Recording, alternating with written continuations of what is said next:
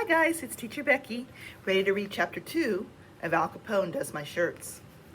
Before we read Chapter 2, let's review a little bit so we can remember what happened last chapter.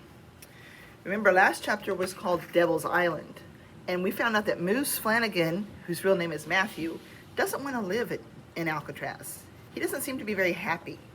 He's a big boy, really tall, really almost a man size, but yet he's only 12. So he kind of thinks, like a 12-year-old, like you guys, like a beginning teenager.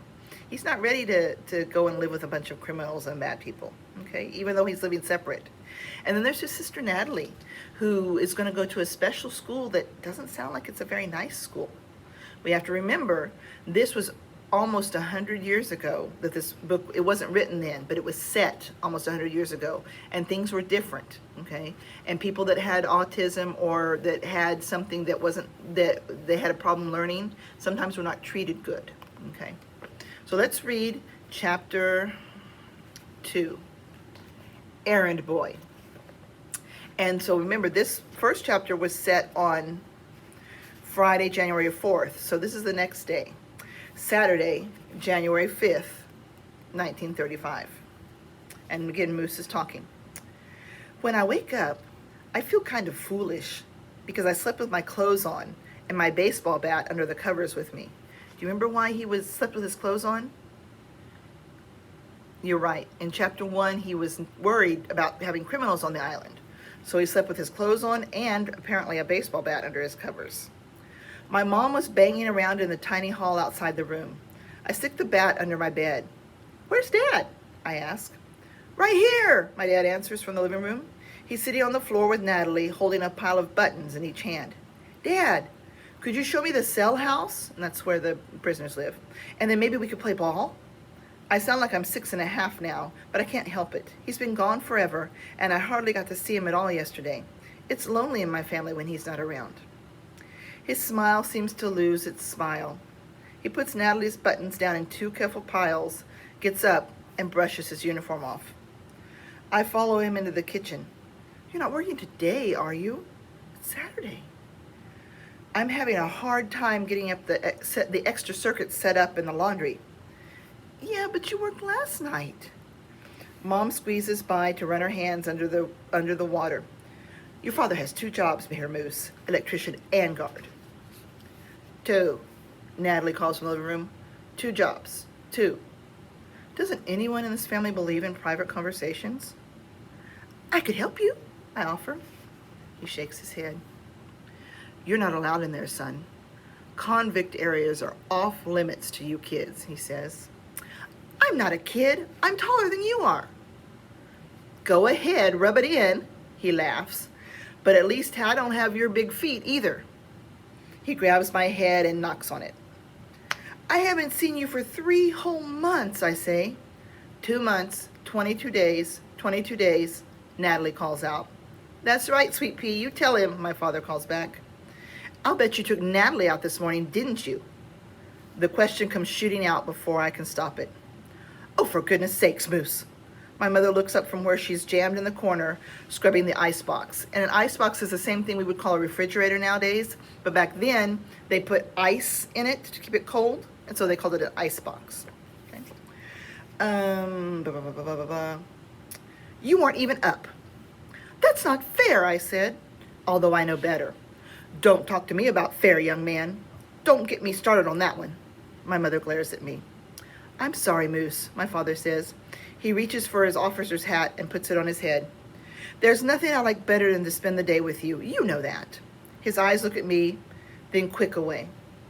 Wait. Are you leaving now?" I ask. He groans. "I'm afraid so. But there will be plenty of time to spend together. I promise, buddy, okay?" He smiles, kisses my mom and Nat, and heads for the door.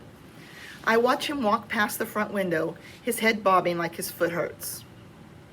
My mom glances at her watch. "My goodness, is that the time already? Moose, I need you to watch Natalie while I take the boat to the city. I have to get groceries and arrange an ice delivery." My mother says. "Ice?" I ask. "We can't afford an electric refrigerator. We've got to keep this one." She taps the old ice box. So right then at that time, The new refrigerators like we have now were coming in, but they still had those ice, and you would buy a big block of ice and you put it in your refrigerator and it would slowly melt and you'd have to empty the tray, okay, of the water every day, but it kept the food cold. Okay, so she's got to, remember, she's got to take a boat to go into the city, to leave the island, to go get stuff.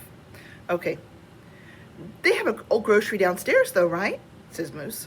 It doesn't have much. Try to do some unpacking while I'm gone. 11, 12, 13 are all your stuff. My mother points to the crates, each numbered by Natalie. She takes off her apron and puts on her hat, her coat, her gloves, and her hat. So back then too, if you see pictures of people dressed in the old days, ladies would wear gloves and a hat when they went out. You're leaving now too? I ask. I'll be back as soon as I can. Take good care of her, okay? My mom grabs my arm and squeezes it. I know she's thinking about what happened on the train yesterday. I had gone to the bathroom, and when I came back, Nat was kicking and screaming. She pulled a curtain off the rod and sent her button box flying down the aisle. Mom had her arms around Nat, trying to keep her from hurting anyone. The conductor and the motormen were yelling. People were staring. One lady was taking pictures. That's not a good way to act if somebody's having a problem in public. My mom finally got her calmed down by sitting on her right in the middle of the train aisle. I don't know which was more embarrassing, Natalie's behavior or my mother's. Sometimes Nat's tantrums, and that's when she's fighting and arguing and just not being able to calm down. Nat's tantrums go on and on for days and nothing makes them stop. It's impossible to know what will set her off. She does look pretty peaceful now though. Sure, Mom. I followed her to the door. I didn't really mean what I said about not being fair to Natalie, that Natalie got to go out with Dad this morning. I didn't. You know that. I didn't, right, Mom? She sighs.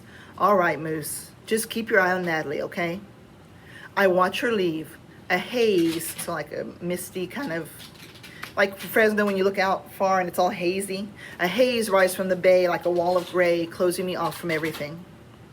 In the kitchen, I find a casserole dish that I don't recognize. And a casserole is, like, sometimes your parents might make it, a casserole, you put it in, usually like you make tuna noodle casserole, let's say, and you put the noodles in there with the tuna and you mix it all up with the soup, and it's really good. Okay, so his mom made casserole. Let's see. Oh, here we go. So someone sent them casserole. Thought you might enjoy some manicotti. That's the name of the dish. Looking forward to meeting you. B. Trixel, the card says. So one of their neighbors sent them a casserole to welcome them.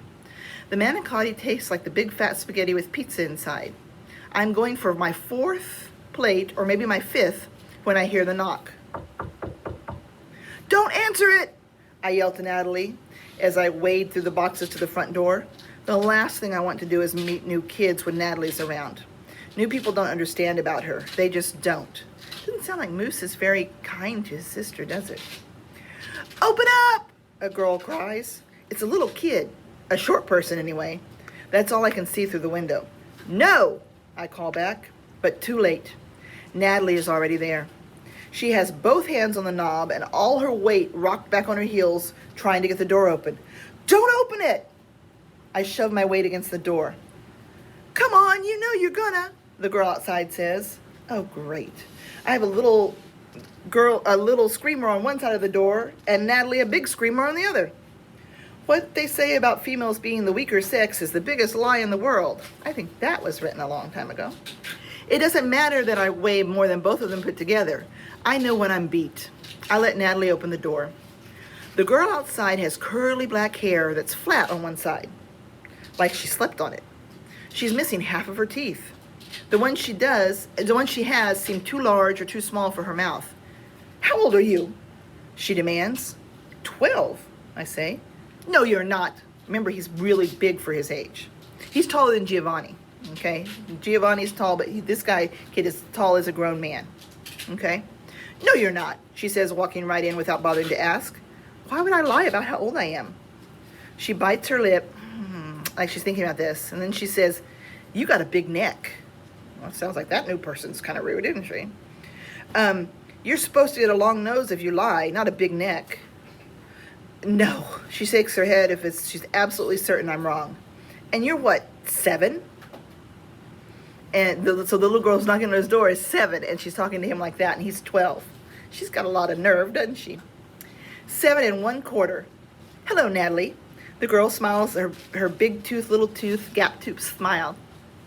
And so the reason she's missing teeth is she's 7. When you're about 6 or 7, you start getting your new teeth, right? Your grown-up teeth. Your dad told me all about her. Well, actually, she whispers. So, your dad told me all about her, she whispers. We both looked at Natalie. Her hair is like mine, brown and blonde, all mixed up. Different eyes, though. Mine are brown. Hers are green, like the marbles, like big marbles. But the way she holds her mouth too open, and her shoulders uneven, and one hand clamps down on the other. Okay. People know. They always know. What do they know? Does Moose sound like something's wrong with his sister? He sounds like he thinks something's wrong with his sister, doesn't he? How old is she? The girl whispers. 10, I answer. Natalie's age is always 10. Every year my mom has a party for her and she turns 10 again. My mom started counting Nat's age this way a long time ago. It was just easier to have her be younger than me. So truthfully, Natalie is older than he is, right? Then my mother could be happy for each new thing I did without it being another thing that Natalie couldn't do. What's your name anyway? I ask. Teresa Madaman. I'm supposed to show you around. You haven't seen anything here, have you? We gotta make sure she's kind of cocky.